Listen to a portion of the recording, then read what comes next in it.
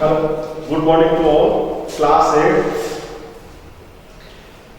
Today I am teaching you next topic of our textbook. Chapter 2nd, and second chapter our topic is forest fire.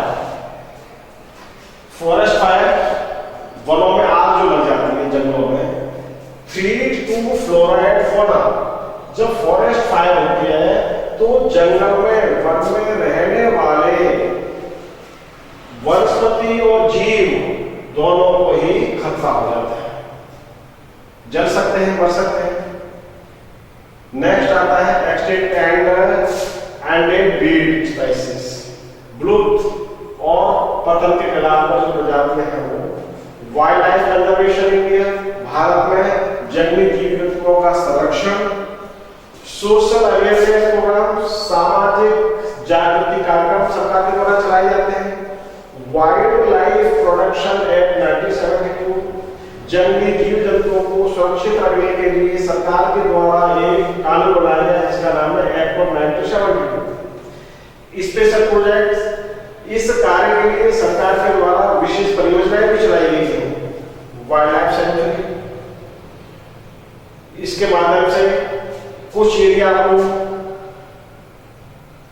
Fix किया गया है कि इस क्षेत्र के अंदर कोई भी आकर के शिकार नहीं करेगा, पशु पक्षियों को नहीं मारेगा और पशु पक्षियों को उस क्षेत्र के अंदर क्या मिलेगा, प्रोटेक्शन मिलेगा। नेशनल पार्क बनाए हैं और बायो रिजर्व बनाए हैं। इस पैराग्राफ के अंदर एक टॉपिक्स पे जो डिफिकल्ट वर्ड्स है अकॉर्डिंग मी वो आपको ब्लैक बोर्ड पर बता दिए गए हैं। फिर भी आपको कोई डिफिकल्ट वर्ड रहता है, कोई सेंटेंस समझ में नहीं आता, पैराग्राफ नहीं आता, then you can call me and ask me, then I will explain you everything. Now open your textbook, page number 20. 3 to flora and fauna. हमारा जो फ्लोरा और फौना है, वनस्पति और जीव जंतु हैं, उनके लिए फॉरेस्ट फायर सबसे बड़ी चुनौती है, सबसे बड़ा खतरा है। Forest fire can also be a threat to entire flora and fauna. जो वन में लगने वाली आग है वो हमारे संपूर्ण जाति के लिए, पशु पक्षियों के लिए, पौधों के लिए, वनस्पति के लिए, सबके लिए ही एक प्रकार से खतरा है। It occurs mainly due to these reasons. और ये आग जंगलों में निम्नलिखित कारणों की वजह से लगती है। पहला, natural fire because of lightning or friction between stems and branches of tree.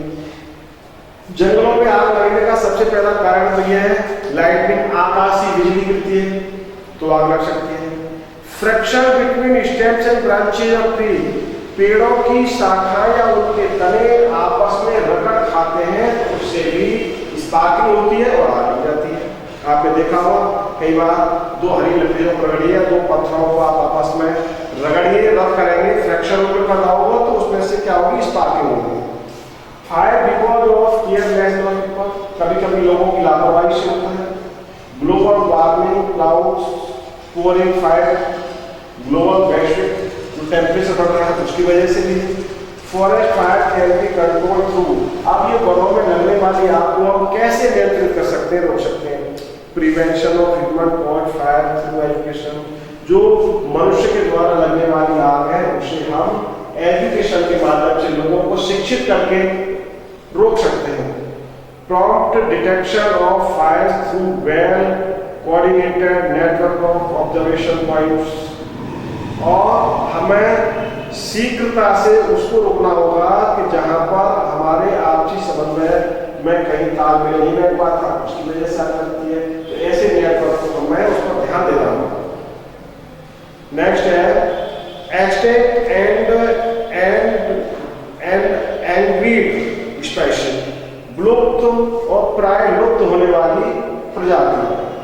India has a rich variety of flora and fauna, Bharat में विविध प्रकार के पशु पक्षी और जीव जंतु पाए जाते हैं, वनस्पति पाई जाती है।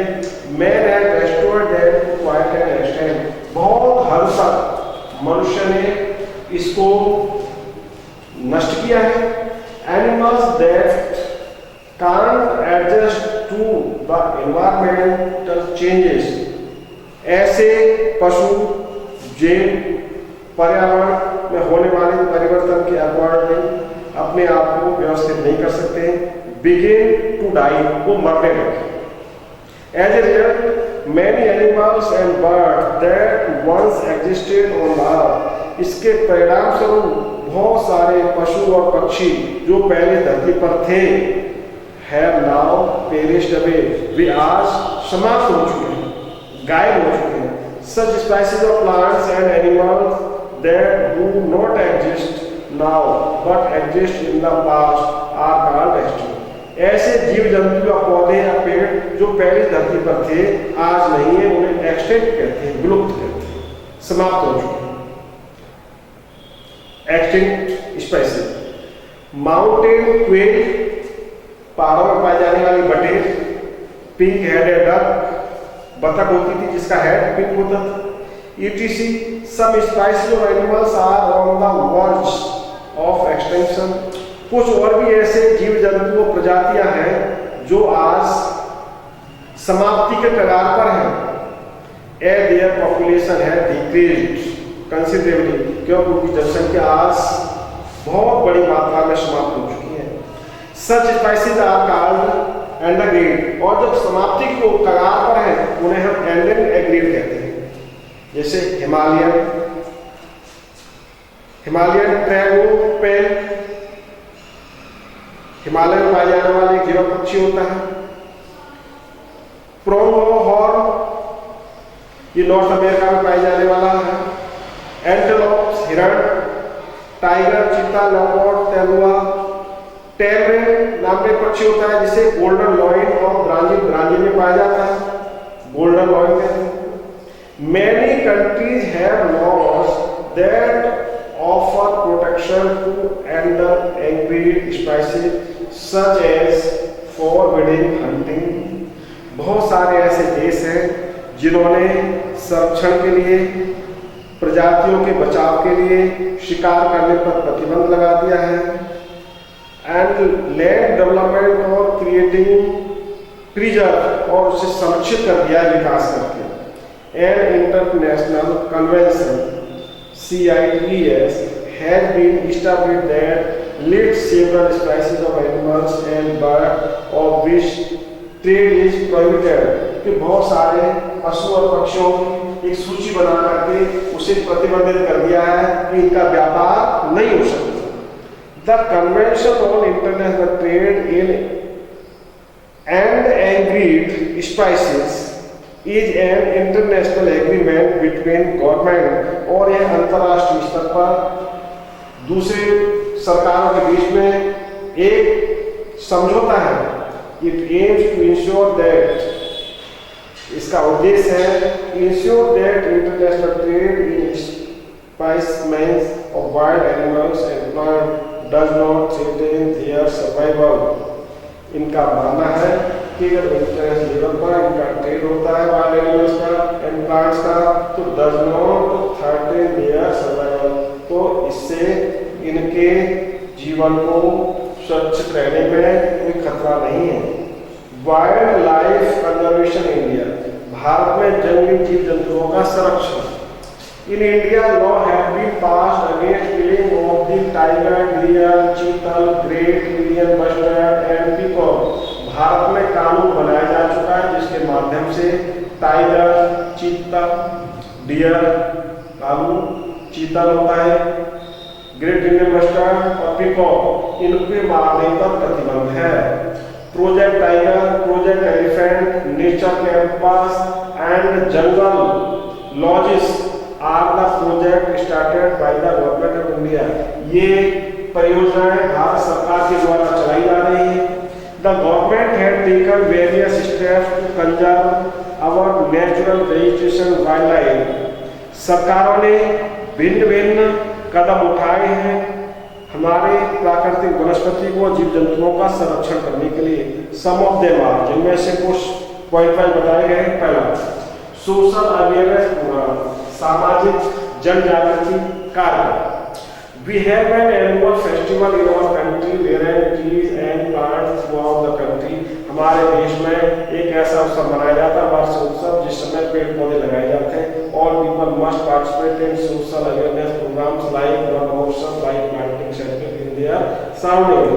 समस्त लोगों को ऐसे कार्यक्रम में भाग लेना चाहिए, जैसा कि हमारे देश में चलने वाला कार्यक्रम है वन महोत्सव, जिसमें पेड़ पौधे लगाए जाते हैं।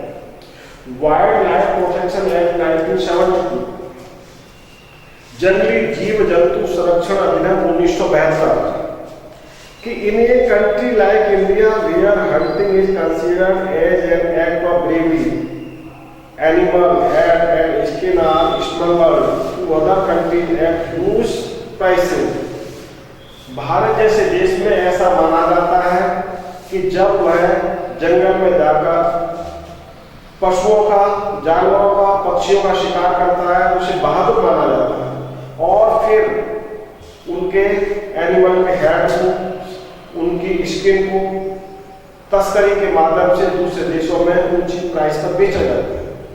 सम body parts of animals are used in Chinese, बहुत सारे पक्षियों के आंतरिक अंग, पशुओं के चीन में और तिब्बत में दवाइयों के रूप में काम लिए जाते हैं। Body parts of tiger, lion and black buck are used in making trophies. Tiger, lion और ब्लैक बक के जो आंतरिक पार्ट्स हैं, उन्हें ट्रॉफी बनाने में काम में लिया जाता है।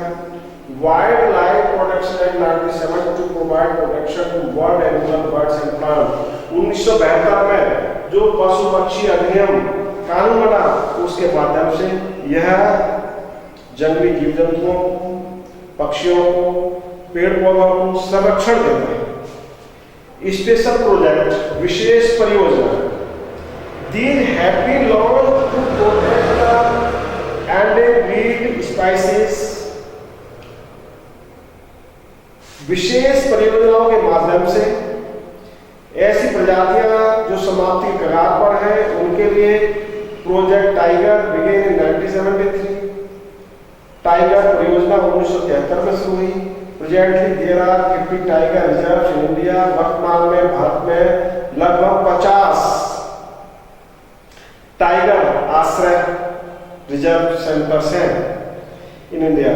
जैसे Sariska tiger reserve under the Project Elephant, the states are given monetary help and assistance to ensure long-term survival of elephants in their natural habitat.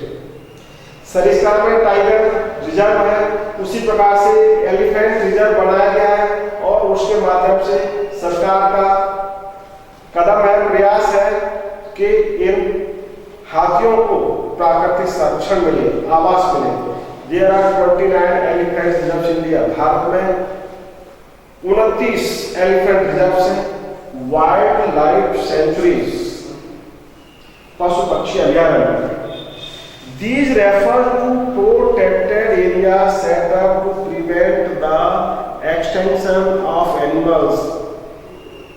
Wild life sanctuary के माध्यम से ये प्रयास किए जाते हैं कि ऐसे पशु पक्षी जो विलुप्त की ओर हैं, उनको संरक्षित किया जाए, बचाया जाए।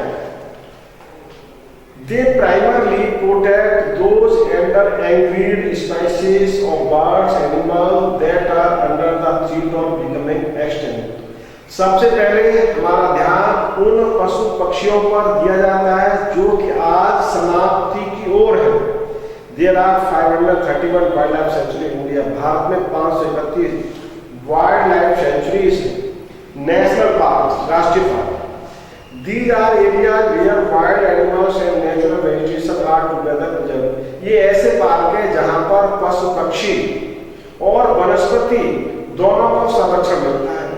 There are 104 national parks in India. Bharat में 104 राष्ट्रीय पार्क है, जैसे फॉर एग्जाम्पल काजीरंगा आसाम में है, नेशनल पार्क में Assam, Jim Corbett national park Uttarakhand में है, bio reserve. These refer to large areas where the vegetation, wildlife and environment are conserved to preserve the biological diversity. बायोरिजर्व्स ऐसे क्षेत्र हैं जहां पर वनस्पति, जंगली जीव जंतु, पर्यावरण तीनों को ही संरक्षित किया जाता है, जो कि हमारी जैविकीय विविधता है उसको बनाए रखने के लिए। There are 18 bio reserve India, Bharat में 18 बायो रिजर्व हैं। For example Nanda Devi Uttarakhand, Nilgiri Western Ghats. The people have also taken initiative to protect forest. लोगों ने अब प्राथमिक स्तर पर ऐसा कदम उठाया है जिससे वो इनका वनों का संरक्षण करेंगे। One such movement is the Chipko movement in the Himalaya क्षेत्र में। ऐसा ही एक आंदोलन रहा है जिसे चिप्पो आंदोलन कहा जाता है। ये number of NGOs are working on wild life. बहुत सारे एनजीओज काम कर रहे हैं पशु पक्षियों के संरक्षण पर भारत में, सच है wild life society of Orissa की वाइल्ड लाइफ सोसाइटी है। रिहानो फाउंडेशन फॉर नेचर आश्रम, ये आसाम की है। फ्रेंड्स ऑफ फॉरेस्ट महाराष्ट्र की है। North eastern society for prevention of nature and wild life West Bengal, एक पश्चिम बंगाल की सोसाइटी जिसका नाम है eastern society for prevention of nature and wild life. Nature's backbone Assam की है। Nature conservation society Amravati Maharashtra की है। The friends of the Doon Uttarakhand की है। And Bali nature and wild life conservation society West Bengal, और Bali nature and wild life conservation society ये waste Bengal की है। तो आज हमारा जो चैप्टर है लगभग पूरा होने की ओर है। Tomorrow you have to find out questions, answers, and that I will tell you. Today you read the whole chapter and ask me if any problem arises during the reading of your chapter. Now 2 chapters are going to complete, and tomorrow we will do question answer. You have to find out that also. Okay, thank you. Today enough.